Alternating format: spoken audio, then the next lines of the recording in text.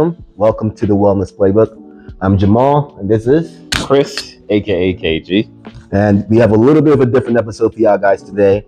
This is you getting to know us, who we are, what we disagree on. Just a little different, no deep dive, no hard topics, no data. Just literally us talking to you about our lives, what our interests are, and why we even started this podcast. A lot of these questions are questions you submitted to us, unfiltered, off the cuff. I'm a little nervous already. I'm not gonna lie. I don't want to answer some of these, but I promise y'all I will. I promise you will. Yeah. But hope you enjoy. Because already some of the comments on our posts lets us know that we are going to get some interesting questions. Yeah, we do.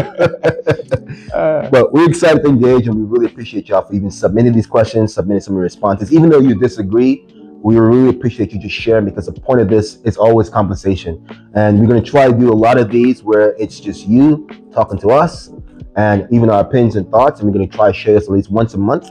But thank you for showing up. Thank you for being here. Welcome to the chaos. I hope you enjoy. So this is our first segment. This is First and 10. And today we're going to be focused on who are we, Kristian and Jamal. So the first question was submitted by chaos_listener Mike. He asks, how do you two actually meet, and why did you decide to start a podcast together? What made you think this was the person to do it with? Dope question, Mr. Listener. You want to go first?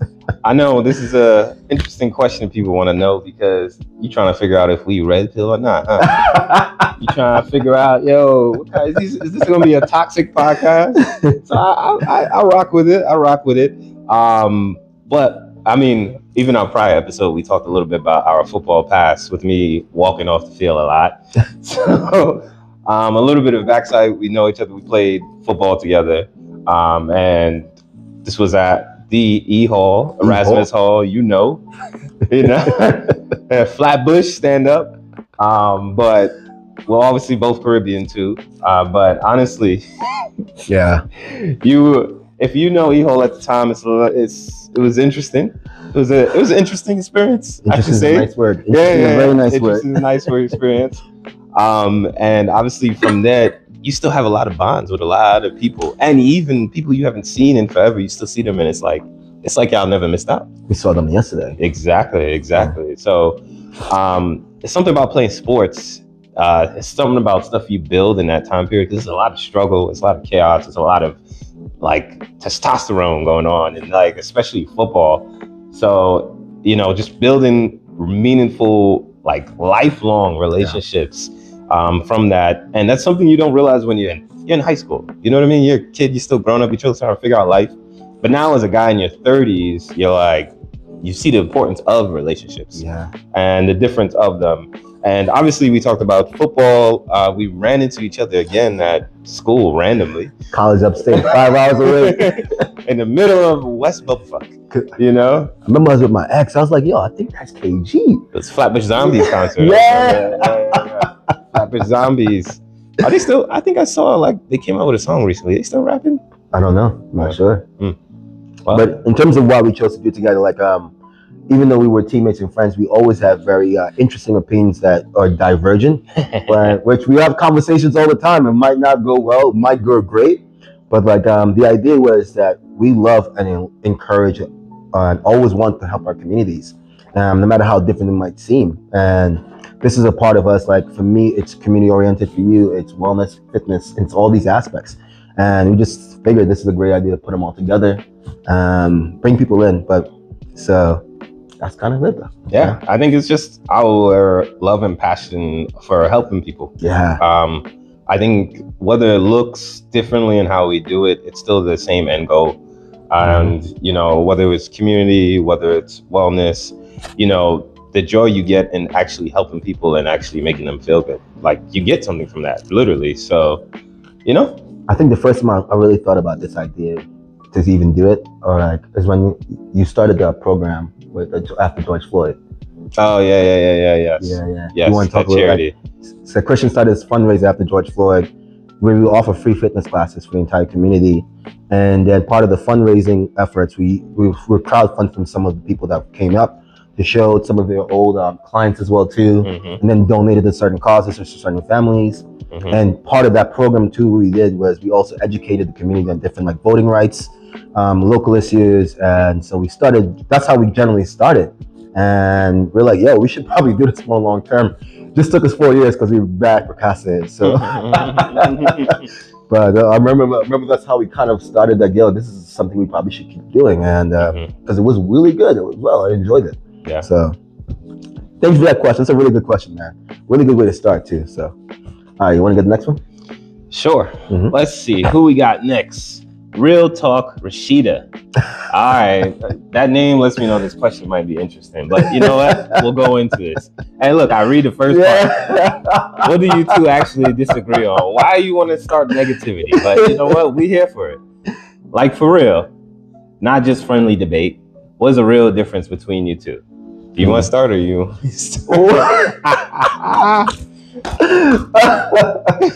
All right. Simply put. Certified lover boy. Okay. Yes, I will be considered.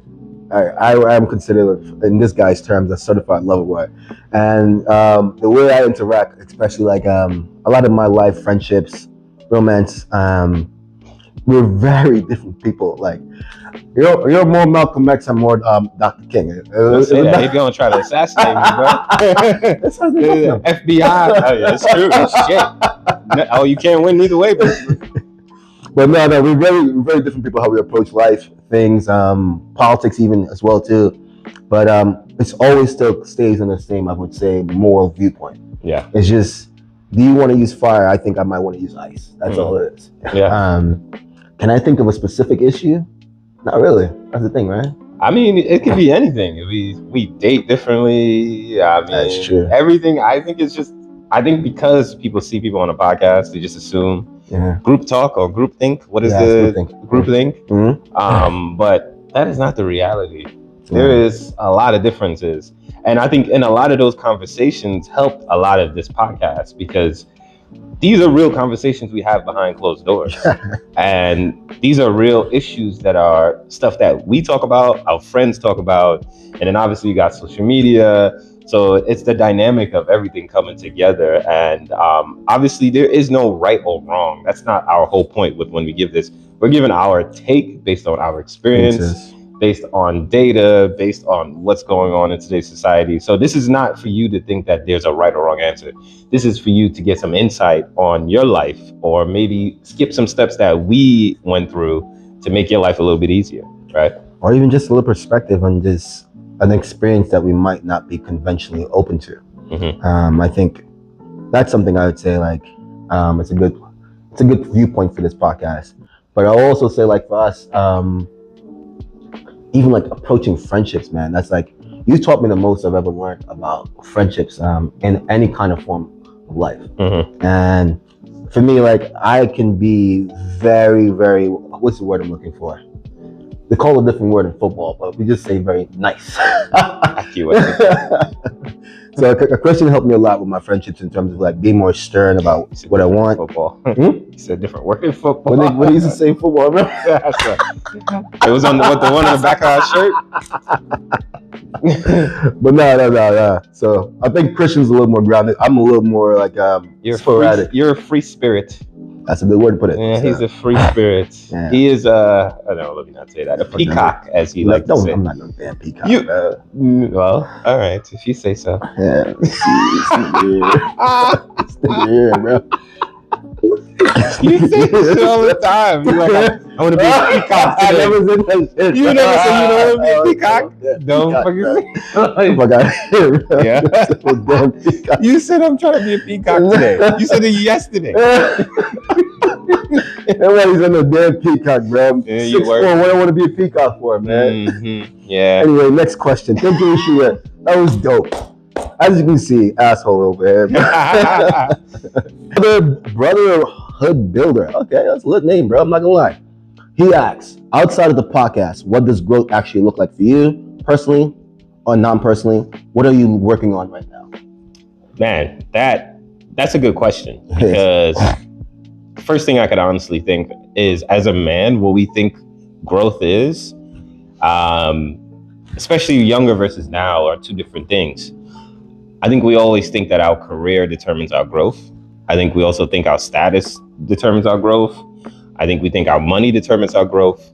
And like I mentioned in a prior episode, you could have all that stuff and you could be actually struggling. And mentally, my mindset when things happen has been one of the biggest things to let me know that I am actually becoming a better person.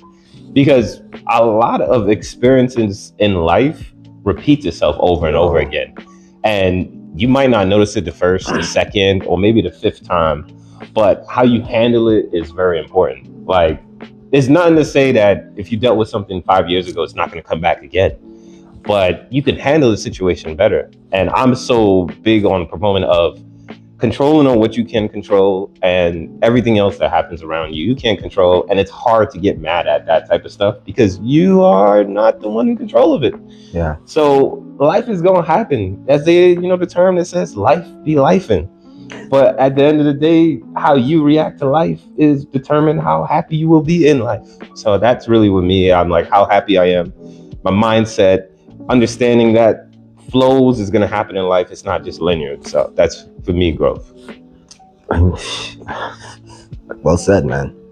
I'm trying to figure out what growth is right now in my life because, like, I feel like I got my dream job 4 years ago, and it just had an interesting point in my life. So trying to figure out what growth looks like to me, I think I always go back to, am I better than the person I was yesterday? And as much as I hit that spot with my career, I realized I felt like I was at the pinnacle. I never learned. I never kept developing skills, even though I was doing well at the job, producing well.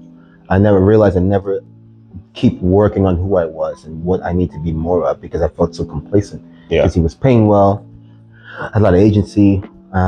So growth for me right now is like you said, one big, I like what you said, one of the things is your mental health. How well are you thinking of life? What's your outlook looking like? Is it a healthy perspective? Are you kind to people around you? So every day for me, it's a tally of, am I better than the person I was yesterday? And there's no pressure to that.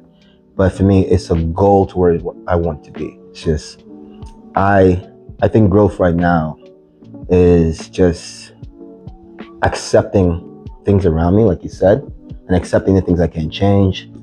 And also just accepting what I can and trying my best to. But if I'm being honest, like, it's hard to define growth right now because there's so much going on. But I think growth is just being alive, honestly. So I'm thankful for that. Great question, man. Great question. Yeah. And honestly, I just saw a peek at the other one. The other one is pretty intense too. I'm like, y'all not playing today, man. Y'all not playing today. I'm gonna just read it since I have it up already, man. Shut up. Have either of you ever been in a place mentally where you were close to the edge, like actually struggling, and how'd you get out? Damn, y'all not playing today, bro. Can we get some like layup questions? This is some Let's come in the next segment. All right, I hope so. Like, damn. Can you say that one more time? All right, sorry. So, anonymous DM person asks. Of course, it's anonymous. Have either of you ever been in a place mentally where you were close to the edge, like actually struggling, and how did you get out? I mean, I think it happened so many times. I'm not gonna front. I wouldn't say. I don't know what close to the edge could be different for everyone. I could say mental prison, probably, where I was a prisoner of my own thoughts, maybe. I wouldn't say I was close to the edge, but that happened so many times. I mean, going broke, that shit happens, like failed relationships, death in the family. I mean, there was just been so many different issues, or I would say times or periods in my life where that actually happened. And I think some of the biggest things is the people you keep around you during that time, because a lot of times two things could happen. You really, that's how you really find out who true people are. There's a saying that your true friends are like stars. You see them when everything is dark around you. Shit. And when you're going through tough times, that's really when you see a lot of people's true colors, when they don't get anything beneficial out of it. So I think having good people around you is important. And then going back to the last segment, having a good mindset, understanding that your life is full of flows, right? It's not like an ocean. Well, it is like an ocean. It's going to be rough sometimes, currents, and it's going to be pleasant currents at times. And understand, like, if you're going through something bad, you can understand that emotion, embrace that emotion, because you are human, and part of being human is having different emotions. But understand that that will pass. And then this, likewise, when things are going good, embrace that and like sit in the moment of when things are good. So I think those are the two things that I try to do the best. That's dope, man. I'm in the same boat where like I feel like I've been through a lot in the last 5 years. Yeah. Like, it's just back and forth. And I always remember this conversation between Huberman and David Hodgins. Yeah. And he talks about this term called neuroplasticity. Mm-hmm. And the fact that the more adverse situations you get into, your brain develops a buffer to deal with them and creatively, constructively get through them more and more as they appear. And honestly, what gets me through it is knowing that I've been here before. Mm-hmm. I'm alive, and all I need to do is just survive. That is it. And also just understanding history, that some people have had it much worse. Yeah. Perspective is so important. Reading. Like there's a show I always go back to. It's called Shogun. And I always remember the main character. Like, you think your life is so bad. I could not get over what this dude went through. Mm-hmm. And he was first a hostage at 13 in a samurai world, bro, and like became one of the greatest emperors in that country. Right. So you cannot ask for good character without first experiencing struggle. Mm-hmm. Life gives you opportunity to develop the person you want to be. And like when these things happen to me, like I was in a dark place in December, man, and really bad. Like I remember getting up, sitting in my bed, I could not move because I felt so heavy. But like I was like, nah, bro, like people have had it worse, people have done more with less. I'm alive, I had really good health. Mm-hmm. I had food on my table, my lights were on, I still had a place to live. Like, what am I mad about? Like, yeah, things aren't going my way, but I know in a year, I know in a couple months, like it was hard to see in December being here today. Yeah. It was hard. Mm-hmm. And I'm happy I am. And part of me doing this podcast is because I know what I go through a lot, and I hope people can understand that surviving is much more important than having everything. And like it will always get better. It will always get better. So appreciate that question, man. Touche. Mm-hmm. No, I said touche. Thanks for that question, man. A really good question. Yeah. All right, we're gonna take a little break before we switch into the next segment. Once again, thank you all for these questions. This is so dope. We're gonna drop your tags as well in post edits. So stay tuned. We'll be right back. All right. Yeah. Welcome back. Now we're gonna move into our new segment. This is our hot take segment, submitted by some spicy questions from the audience to get some of our opinions and hot takes. Sound like my type of questions. You're real Trinidadian, bro. Look at that. Come on, you know it. True to the bone. You want to do the first question? Yeah, sure. Mm-hmm. All right. This is from Masculinity Maven _T. Do you think therapy is actually effective for men, or is mostly designed around how women process things? Real talk. What do you think?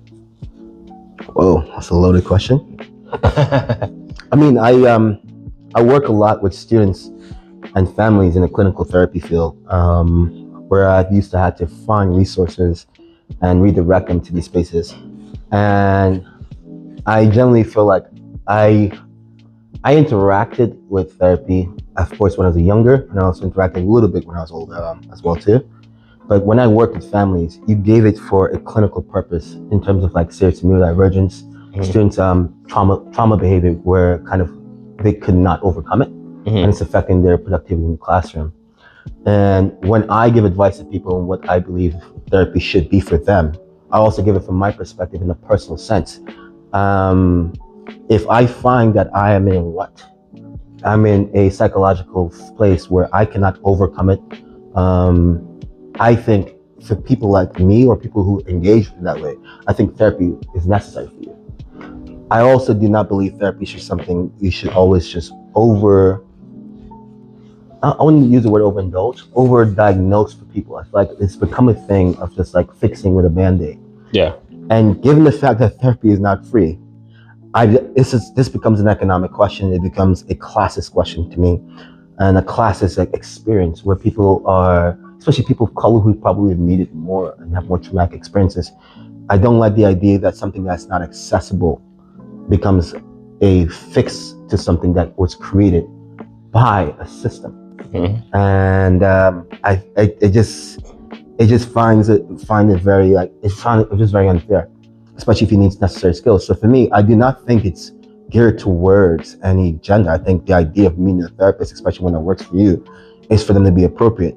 But if you believe therapy is going to fix what is essentially or morally or fundamentally a part of your character, I think I can't see in my own perspective how that can be a possibility. I think it's an assist, I think it's help, but I think a lot of the work needs to come from us as individuals and as practitioners.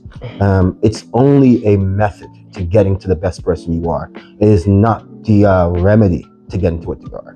And you see this because I work in these spaces as well too. Even if you work with kids with certain neurodivergencies or certain traumatic behavior, it takes a lot of work around them to also get into that place. I don't believe people should only rely on therapy.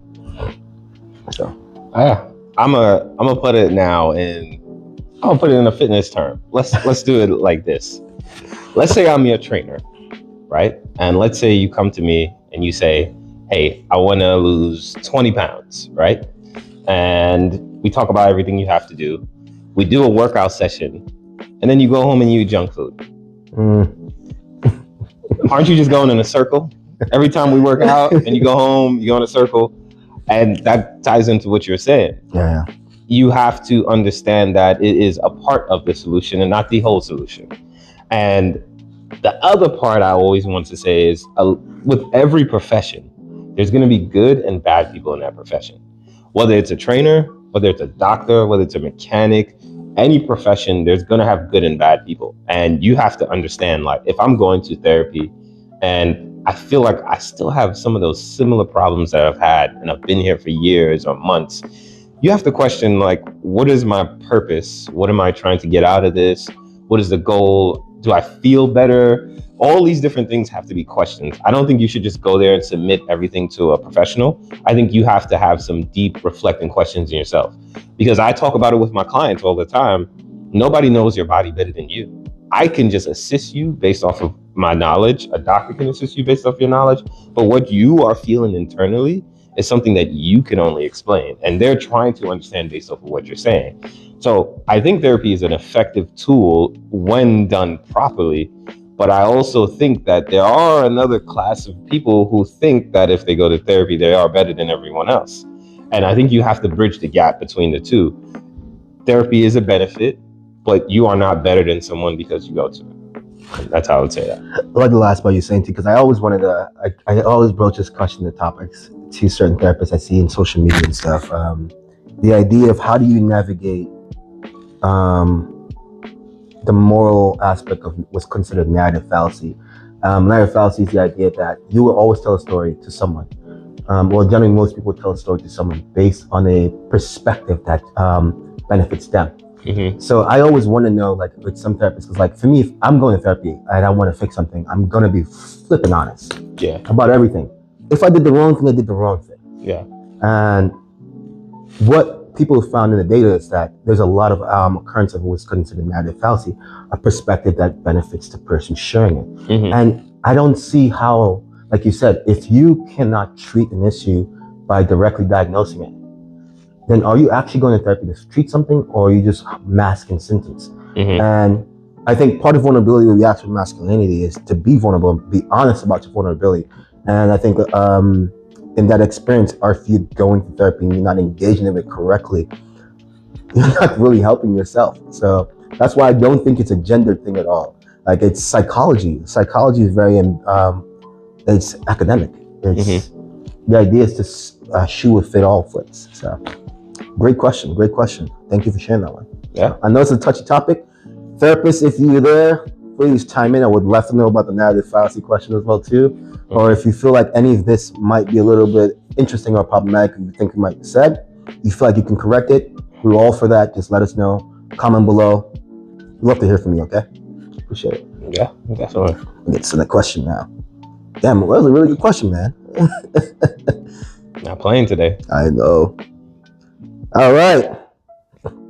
This question is from New Dad in Progress. Oh, yo, these people's names are lit, bro. Congrats to you, Mr. New Dad in Progress, as well, too. Congrats. All right. How do you talk to young boys about emotions and sensitivity when making them an easy target? I'm a dad and I generally am lost.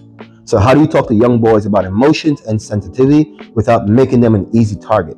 I'm a dad and I'm genuinely lost. I'm curious what he means by making them an easy target. Yeah, I think it's with bullying, I guess. I would assume. I think because of the current climate, I think it's like men are supposed to do this and not have any emotions, and just, I think that's what I think he's asking out of that. That's what I assume. I see. But I think it's easier when they're younger and it's harder as they get older. I think the world kind of puts it in a place where as you get older, as a guy, like masking your emotions and being able to go out and do things become like a requirement after a certain point.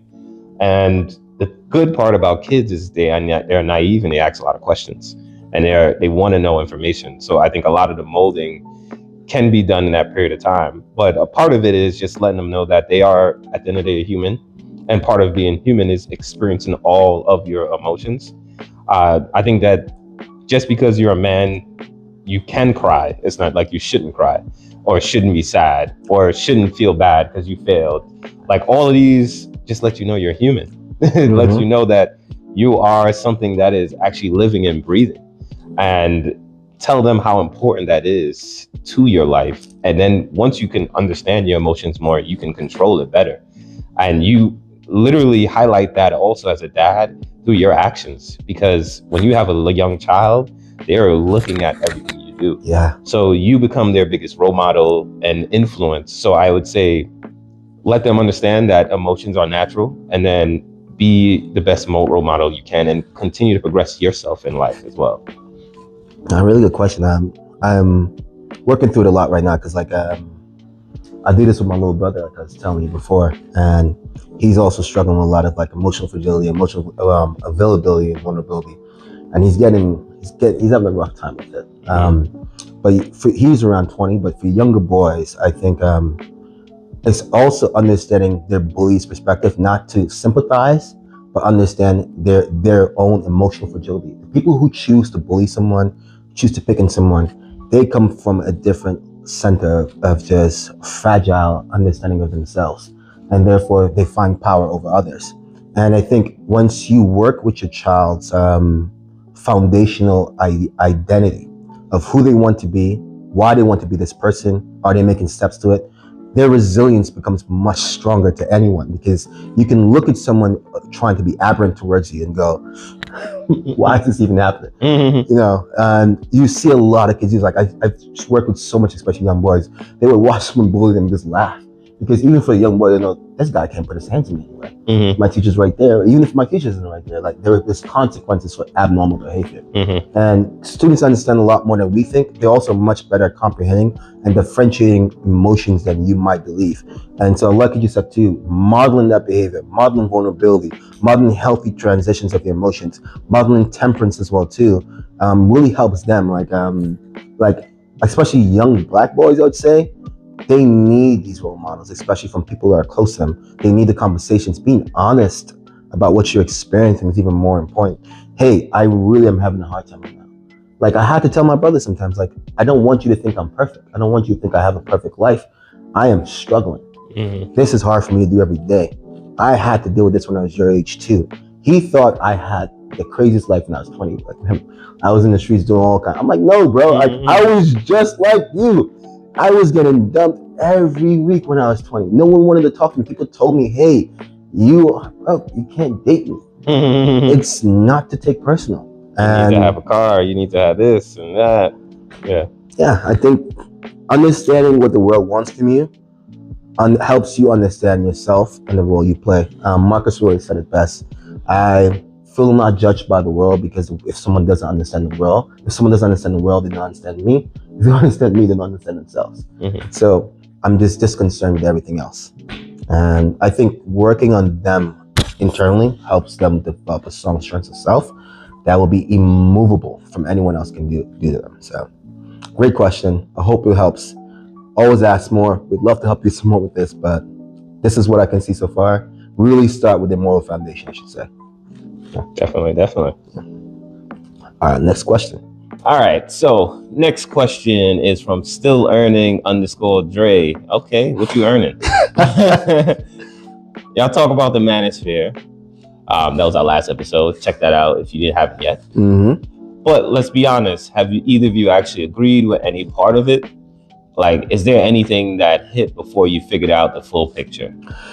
Yes, I'm gonna be honest. It's hard to say. Like that's the thing about being group identified that frustrates me. This is why I fight against the red pill so much. Mm-hmm. Is because there's aspects of it that has so much validity and truth. Yeah. Like so much of it that sticks to you. Like I am gonna be disturbed by some of the fringe left people that have no sense of direction of who they're talking to about masculinity.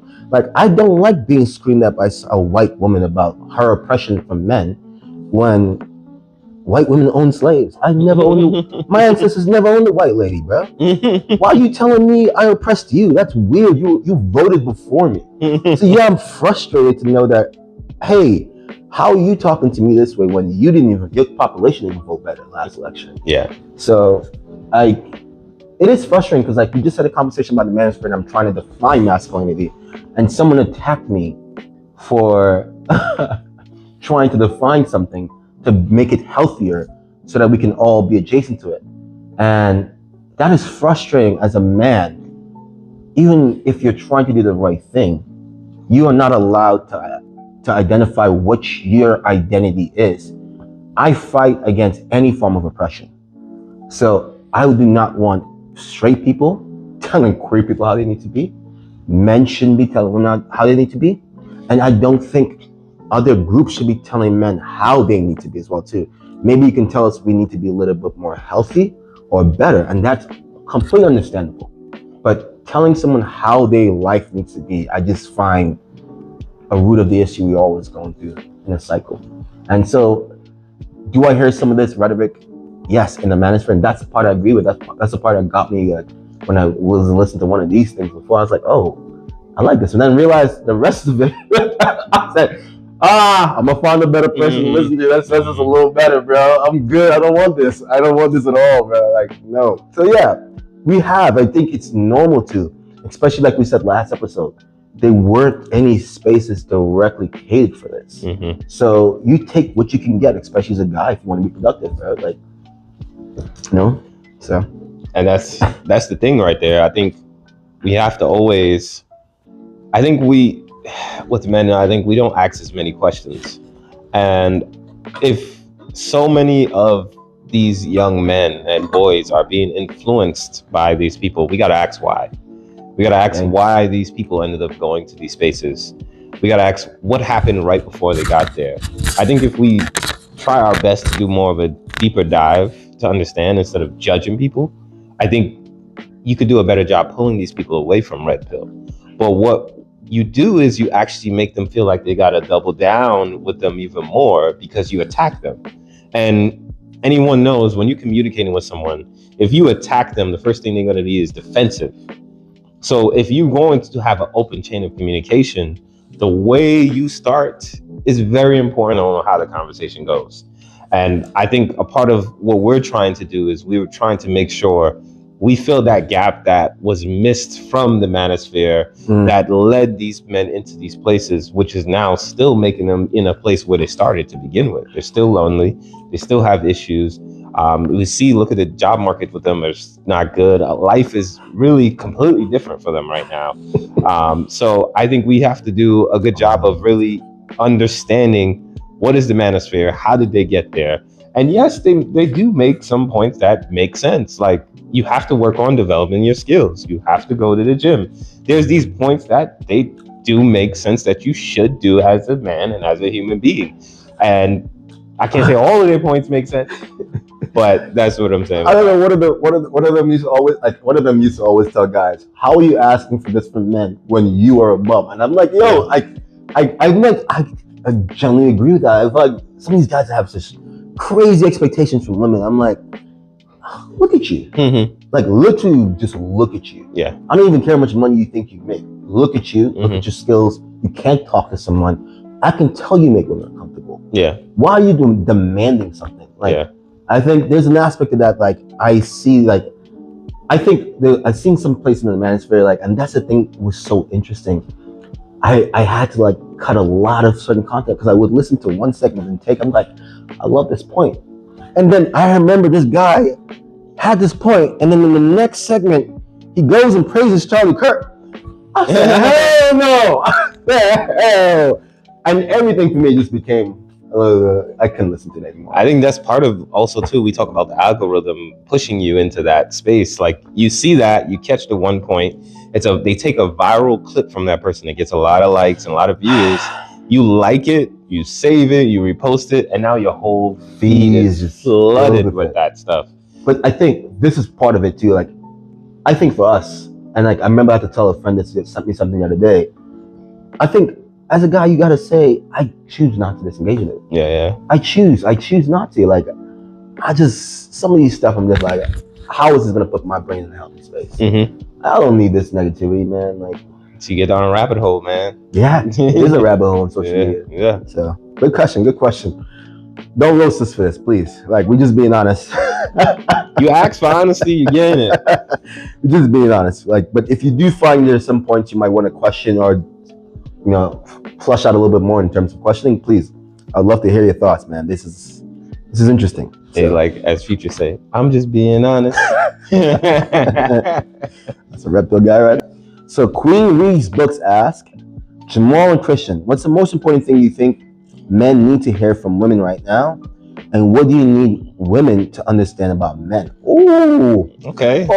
I like that you asked both. Yeah, I'm not gonna lie. I like that you asked both. And I think it's important. I think, especially after we just talked about the manosphere thing, people always picking what side is actually wrong when it's both of us that need to do work. It's both of us that need to do work. And I think the work we have to do is different with each other. So this is definitely good. So when I go from men to women, what do men need to learn more or understand about women is you have to first understand that their life is completely different than yours. Oh yeah. From the way they brought up, from what they're told, from what they value, from how they process things, everything is going to be different. So for you, if you go to communicate something or you think like, oh, since I did this, she should do this. Don't do that because of how you think your male friends react or your coworkers react or anybody else react. Understand that this person has a different lifestyle, a different experience than you. So don't go in there thinking that someone should act a certain way based off of what you're doing. Oh, I spent a bunch of money on this first date. Oh, I did this. That is not how life works, buddy. And life is telling you that's not working. Because at the end of the day, if you look at your results, it's the truth. You could BS all the stuff around you, but your results will always tell you the truth. Hey, oh, the refs cheating in the game. Oh, there was the flags, all that. What was the final score? Because in 50 years, you think they're going to be like, oh, that holding call in the Super Bowl is what stopped them from winning the Super Bowl. Do you know about any damn holding calls in the 1950s from a Super Bowl? No, you don't, but you know who won the Super Bowl. So I just would say, I want you to sit back as a guy and I want you to look at your results. And I want you to sit there and look at your process. And I want you to understand, like, am I actually getting the things I want? And if not, that means there's something in my process that's wrong. And stop thinking that women should think like men or they should think a certain way. Now, when we talk about what women to men, I would think that in general, my experience is that a lot of women don't actually even take the time to understand men. I think a lot of times, especially if you're an attractive woman, you don't ever have to, because you are always going to have a bunch of men coming up to you or talking to you. So based off of that, that's the knowledge you get from men. But I would always say, speak to your close male best friends, speak to your brothers, speak to your cousins, like have real conversations with them, not the little joking around, like really ask some deep questions about men, how we process things, how we think. And you want to create an environment for these people to be honest with you. You don't want to get the filtered version. You want to get the unfiltered version, because this thing is going to help a lot of your issues that you're dealing with in your dating life or your coworkers, like why men are doing this or doing that. A lot of that can be answered by speaking to some of the close men in your life and understanding men and their experiences. So that's what would be mine too. No. Absolutely, man. Mm-hmm. I don't even know what to add to this. I mean, you can just continue from your train of thought too, because I know your experience. My experience is definitely different. I think what men need to understand from women is what is required to make them feel comfortable. Mm-hmm. And I don't think that question permeates a lot of their minds when they interact with them. Like even yesterday, like when we were looking at people interacting, you can tell guys have, like, when they interact with women, they have zero consciousness sometimes about body language, comfort, willingness to even engage, or just if they're just being nice to you. Yeah. And I struggled with that when I was younger, and I know I don't struggle with it anymore as much or at all. But like having to work in certain spaces where I had to lead women directors or lead in certain staff, it made you very conscious of what someone requires to feel comfortable, what someone requires to be productive, what someone requires from you, especially as a guy working in that space, because there's nuances in the workspace. Like I remember one of my first things when I was working with this, one of my favorite colleagues, she was struggling with one of these individuals she's working with, and there were the principal on the other side of the project, and the guy had a predilection to ignore women, especially in certain spaces where there's strategic work being done. And so we're all on the table doing this major meeting, and then he keeps saying, like, she's trying to interject over it, say, okay, I need to talk to you and get my number. It's like, no, you need anything with this project, you go through her first, you come through me after. Mm-hmm. Respect needs to start there and then come this way. Mm-hmm. And I think as men, we need to understand that aspect of how women interact with men and how they engage, that sometimes might be devoid of dignity and respect. And it's your responsibility in some spaces to give it back to them. And I think as a guy, that is difficult a lot of times, especially professionally, but it's necessary. And I think for women to understand men is the flip side of that perspective as well too. What is the environment that makes men feel comfortable to sacrifice for themselves to give to you? Why would they want to do this? Why does anyone willing self-sacrifice to give to another person? It's because there's a genuine investment in care. They need to feel that from you. They need to feel that you actually care about them, about their well-being. The people I always remember that I've dated that cared about me and end up in long-term places are the ones, even when you go on the first date, like, yes, I want to do something extravagant. Yes, I want to do something nice. But you can tell there's a concern for your wallet. Mm-hmm. There's a concern for your experience. There's a concern for your intentionality. There's a concern for how you're engaging with each other. It's not just, I'm here for the experience of this person. Mm-hmm. And that makes me want to give them more. Exactly. Because I feel like you genuinely just care. And I feel, and I should say, I observe now, it's just a lack of that starting to happen, lack of that empathy. And I could personally say this, even with family relations, there isn't a care for what I've established, what I've created with my own hands. Why would someone spend so much time being successful to just give it away to someone who doesn't care about them? Mm-hmm. And when someone can sense that, even if they have a lot, you have to understand they can psychologically change the way they interact with you. You might not even notice. Mm-hmm. So there's an impasse, I think, happening with us. And I believe because women sometimes might believe men are so insensitive, they might not ask where this insensitivity came from. Mm-hmm. What construct have they needed to create to exist and be productive in their life? And if you don't ask that question, you can never get to the point where you need to be. So, yeah. All right, welcome back. This is a halftime section. And for today, we have a rapid fire round section where we're gonna each bounce questions off each other and answer in rapid succession. So there's no thought, there's no processing like last time. This might be a little messy, but it's okay. It's okay. All right. I'm gonna start with the first question. You answer, I'm gonna answer after, okay? And then you get the next one. Yeah. All right. Most embarrassing thing you've Googled in the last month?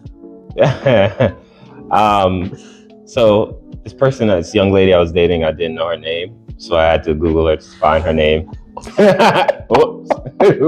Hopefully she doesn't look at this. So I keep seeing this person pop up all over the internet. It was I'm like, who is this? What does this mean? It was Bonnie Blue, and I wish I never Googled it because this shit was wild. What is that? Oh my God, this is a girl that did that weird thing in Australia, got banned because she was with teenagers, and then she was all over social media. It was just some weird like OnlyFans model or something like that. The one that slept with a bunch of men? Yes. Oh, she was in the Manosphere documentary, no? I think so. Yeah. So that's where it popped up. I'm like, who the hell is this? I was like, it was wild. So I've never heard of a woman getting banned. It's just wild. Yeah. All right, next question. All right, one thing you've changed your mind about in the last year. No long explanation, just what is it? Day naps. That's simple. This is gonna suck, but women in the club. Oh, that's a good one, bro. That's a good one. All right, a red flag. A red flag in yourself that you're still working on. One word or phrase. Oh no. Oh no. Oh no. Oh no. Oh no. Is it gonna be certified lover boy over here? Nah. For me, damn, I'm an asshole. I probably need to give people more of a chance. So I guess that would be it for me. Ghosting. Oh, I know I shouldn't say that out loud. I struggle with it. Yeah. It's like a slow ghost. It's like a fading into Casper. Yeah. It's like fading. It's not like a drastic ghost. It's like a slow one. You're like phasing through the wall. That's messy, bro. All right. So wait, who read the last one? Me. So okay. you. Last okay. Time. The last time you've cried, what was it over? And no, I don't cry questions or answers, I should say, Jamal. Ooh. Something my ex did to me. I was just really deceitful. Ooh. Yeah, it's messed up. Okay. Yeah. You know what's crazy? For me, I was watching a movie. I can't remember what movie. I can't remember. I just remember watching this shit and I'm like, fuck, why am I crying? I don't want to cry. Stop crying, bro. Yeah. I think a character was dying or something. I was like, damn, man. Was it Grogu? Nah. This was like within the last month or two. So I can't remember what the movie was. Yeah. What the hell? That's crazy. I know. Me too. Shit, that's wild. I would never thought that, bro. Me neither. All right. If this podcast blows up, when this podcast blows up, what's the first thing you're doing differently? I think I'm not doing anything differently because I think the podcast blows up because I am who I am. Maybe I'll be more all over the place, less filtered. Yeah. Similar to me, and professionally, I think a lot of things the way I work with community members and stuff, I would change completely. I don't want to be as sugar-coated. I don't want to be as scripted and thing. I've hated professionalism all the time. Yeah. And now if it does, I don't have to rely on that. I can get the things I need for the community by myself. Exactly. Really good question right there. Mm-hmm. Next one. All right. Biggest misconception people have about you based on how you look or come across.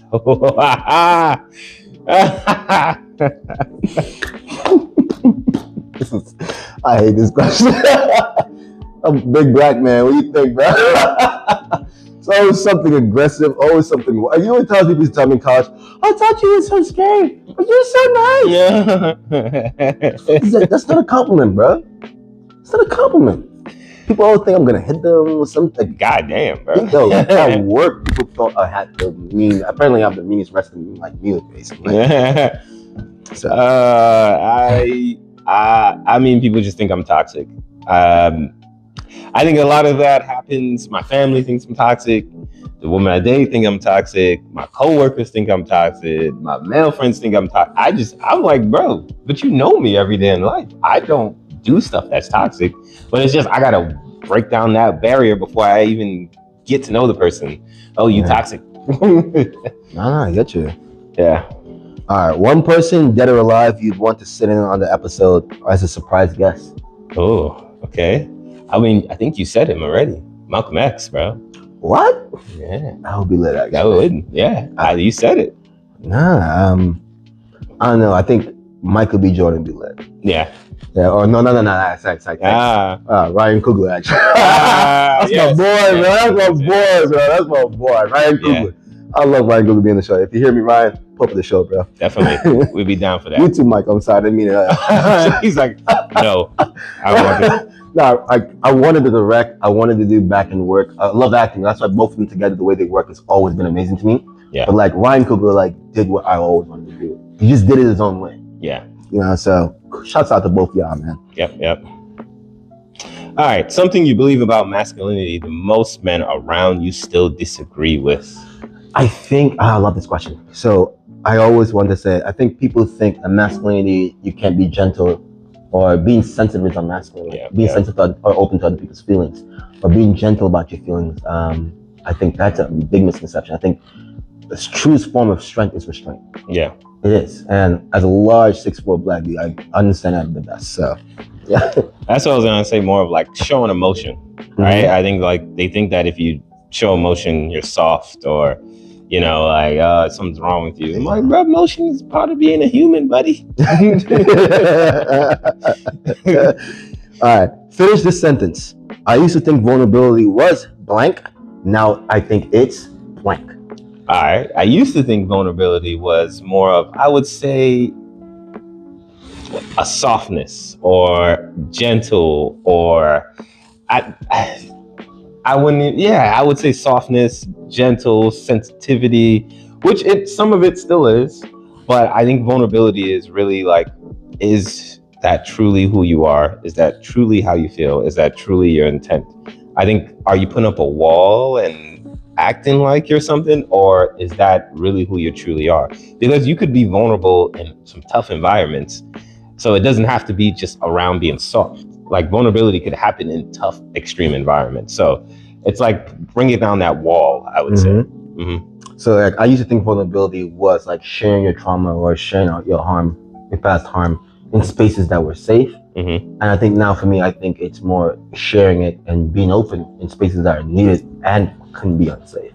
Because I think a lot of us don't want to be vulnerable because we feel like it might not be safe, but like, is it necessary for this moment? Yeah. Does this person need to know why I showed up this way? Right. And regardless of if I think they might leave or not, the idea is to be vulnerable. They ain't meant to be there, man. That's all that means. Last question now. All right. Last question. Answer the same time. What does welcome to the chaos actually mean to you?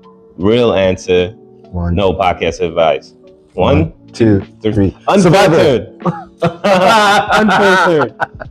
Unfiltered. But that does not mean we are podcast. Well, no, we are the real podcast bros, not the fake podcast bros. Yeah. The thing is, I don't like how people took over that term and it's like a negative thing. Like, I am a young black man that is trying to help my community and do better. And if you think I'm a podcast bro for doing that, that says more about you than me. Unfiltered.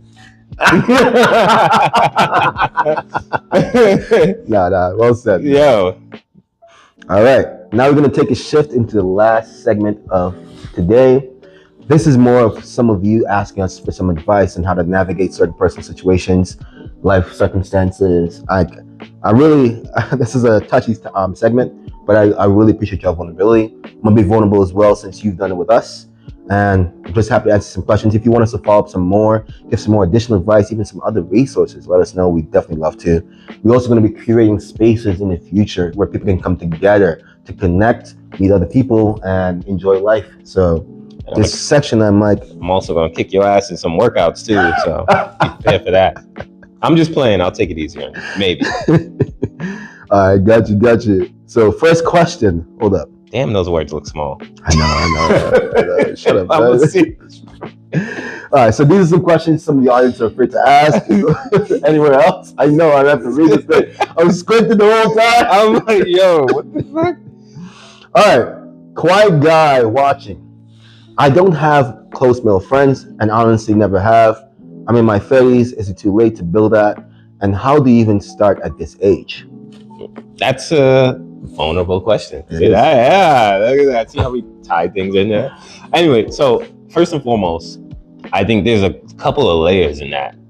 First, you got to understand a lot of times the majority of your friends are phase-based. Yes. You're going to go through phases in your lives where these friends make sense and they don't. Right? Let's say you're in your early 20s, you partying a lot, you got friends that you party with, and then you get to your mid 30s, and that's not what you want to do anymore. But they still want to be doing the same thing they was doing in their early 20s.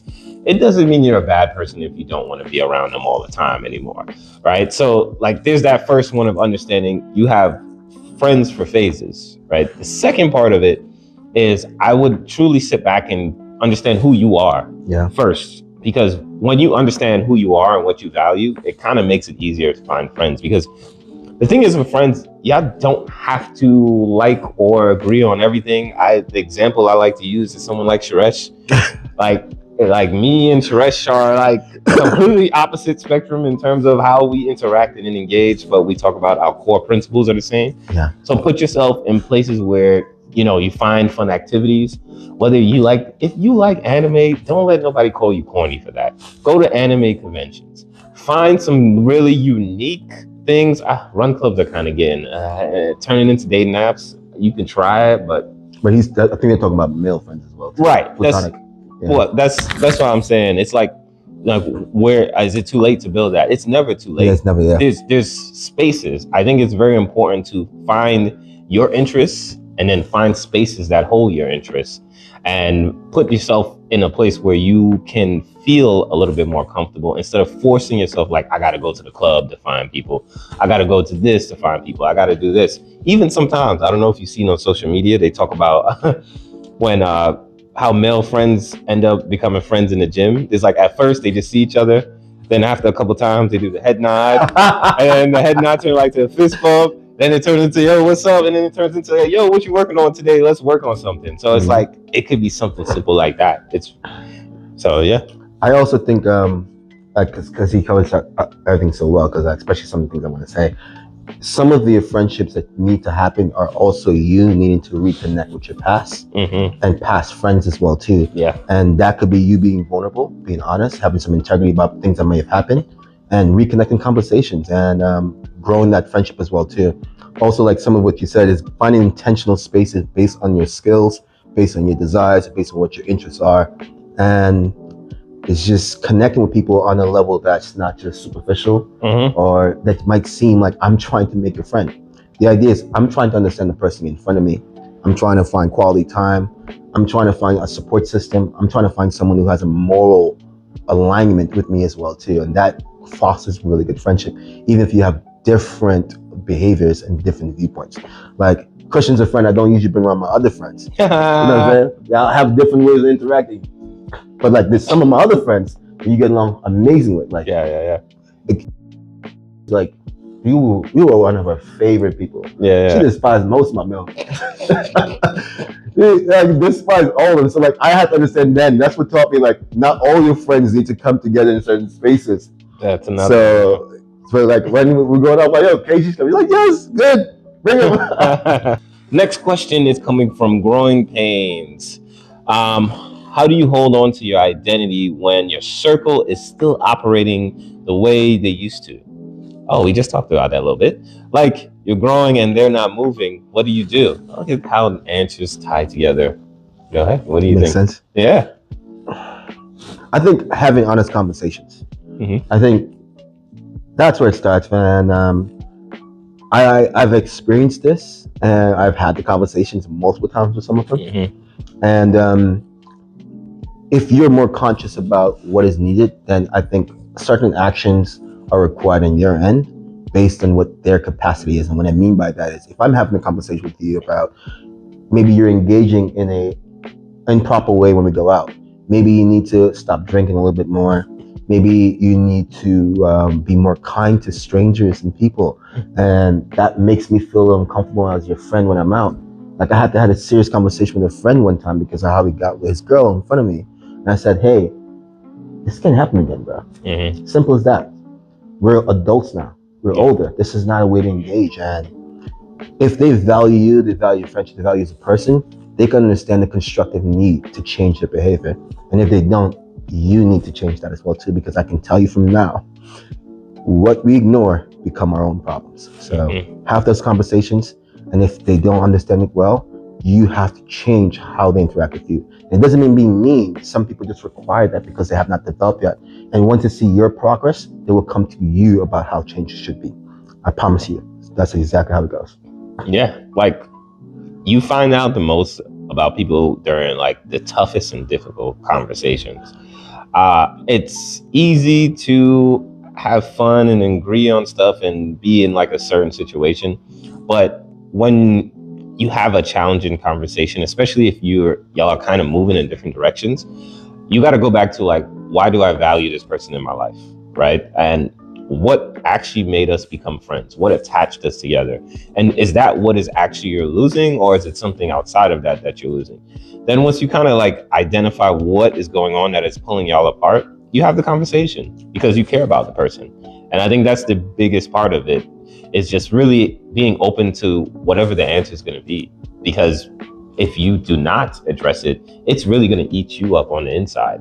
So if this is a real person or real friend or something that you really care about, you have the discussion. And part of this is like, even if let's say that they are going in that lane or something, you don't have to completely cut them off. You just know, like, in certain situations, this is a friend just for this situation. Like, hey, this friend, like I said, is in the early 20s and they like just outside all the time. And you're like, all right, I see I can't change this person. For my birthday, when it's my birthday, I'll hit you up. We turn up for my birthday. Yeah. But I'm not going to be around you 365, 24/7. So, yeah. Well said, man. All right. And for the last question. Oh, I don't like you laughing. Why are you laughing? It's always the anonymous people, man. All right. I think I have a lot of warning signs you mentioned. No, we shouldn't laugh at this. Bro, I don't know. I just heard the first part. At the situation. Yeah, okay. I just heard the first part. I think I have a lot of warning signs you mentioned. The hyper-independence, the anger, looking for validation in all the wrong places. I'm not in a toxic community, but I can feel myself heading somewhere dark. What do? I cannot acknowledge you for first being aware. Is the first step. I know it's gonna give it to you. That's the first, but like, I just gotta say from just reading this question, self-awareness and understanding where you're drifting to is what most of them have lost themselves. And you're doing the right thing by just asking a question, by being vulnerable, by being honest, and that's where it starts. And you're gonna find that as you do this, I can suggest books, I can just reference materials, but you being aware is the most amazing first step, and I congratulate you on that. And keep doing that. Keep asking questions, but find first men or people that you want to be like, and not just men. Leadership qualities, personality qualities, professional qualities. Find those in people and learn from them. Learn how they got to be that way. Learn how they develop themselves that way. Learn what is needed to become that kind of person. Understand what is required of you as well too. But start. It's going to be easy to drift that direction. But I love that you acknowledge that first. I love your self-awareness. So, and that's the point right there. Like, first, being aware that you even notice that this is happening.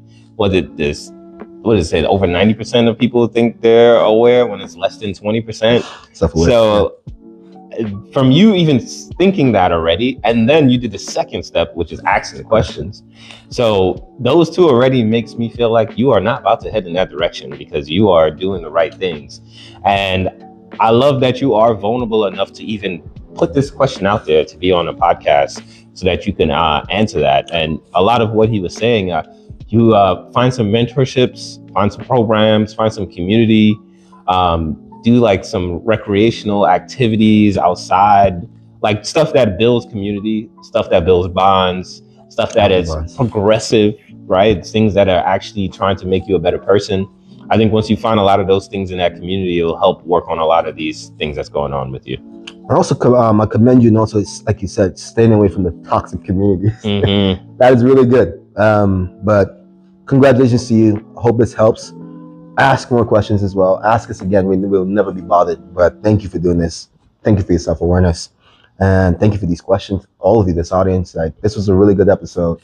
We really enjoyed doing this. I can't wait to do it again. It was actually mad fun. Yeah. You can ask more scary questions, especially you can follow up on some of the questions we just responded to. Hope not, but But any last thoughts on you, man? Thank you for the questions.